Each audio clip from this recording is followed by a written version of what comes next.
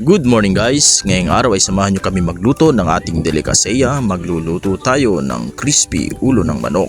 Kaya nga atin ang ihanda ang mga pampalasang sangkap na may halong pagmamahal at ng konting chemical. Bale, nakabili nga pala tayo ng mga ulo ng manok kay Ate Jen. Maraming salamat sa iyo sa murang halaga lamang. Muli nga guys ay shoutout sa ating mga followers na walang sawang nanonood, nagla-like and share ang ating mga videos. Maraming salamat po sa inyong support. Okay, good morning. I-mix na po natin, i-marinate na natin yung mga pampalasang sangkap natin. So, piga na muna natin ang kalamansi. Yan, ipiga na natin sa mga ulo. Isunod na natin yung pork cubes or ano ba yan? Chicken cubes. Kamas-kamasin lang yan guys. Lagyan na natin ang bawang. Natin ang pamintang durog. Ayan. Para mas malasa ang ating marination. Gasin lang guys kasi maalat naman pag masyado. Yan guys, i-marinate lang natin siya ng 30 minutes para manot ang lasa.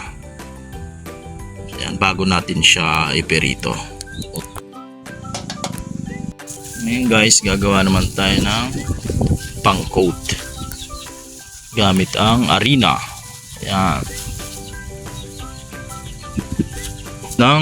Sige, crispy fried.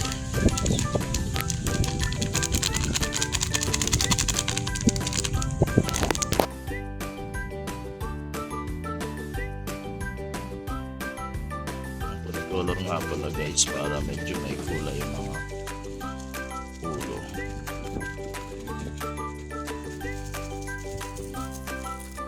At nagpa-apoy na tayo guys ng ating kalayo de apoy para makapagprito na tayo ng ating crispy ulo ng manok. At atin ang isinalang ang kawali di kawa sa apoy. At syempre paiinitin lang natin siya guys at pagkatapos ay ilalagay na natin ang lana. Bale, 2 medyang langis ang ating ginamit sa pagpirito natin ng mga ulo ng manok. At kapag mainit na yan guys, ilalagay na natin ang mga coated na ulo ng manok para pirituhin na natin guys. Sa katamtamang apoy lang din syempre guys para hindi naman maapura at masunog at siguradong maluto naman ang kaloob-looban ng ulo ng manok. At yan na nga guys, kumukulo na siya. Mukhang yummy na agad. At habang nagpriprito tayo guys ng mga ulo ng manok ay gagawa naman si Mrs. ng sausawan. Ang atsarang pinya guys, mas masarap yan guys kapag isinawsaw na natin ang mga crispy ulo ng manok. Kaya nga iminekos-mekos na ni Mrs.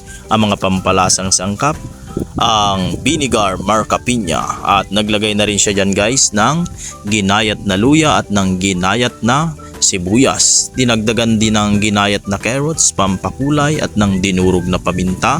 At syempre inilagay na dyan ang ginayat na pineapple para talaga namang yummy baby. Syempre naglagay din tayo dyan ng asukal na pampatamis ng ating atsara at ng konting asin pambalansi ng lasa. At syempre hindi mawawala guys ang panganghang natin, ang siling pasitis para kapit at kagat ang anghang. At pagkatapos ay menekos-mekos at hinalo-halo lang yan guys para manood ang lasa sa bawat parte ng ating sausawan. At ayan na nga guys, ready na lahat. Samahan nyo kaming muling umatake kasama ang Kabongko Family. Maraming salamat po sa inyong panonood.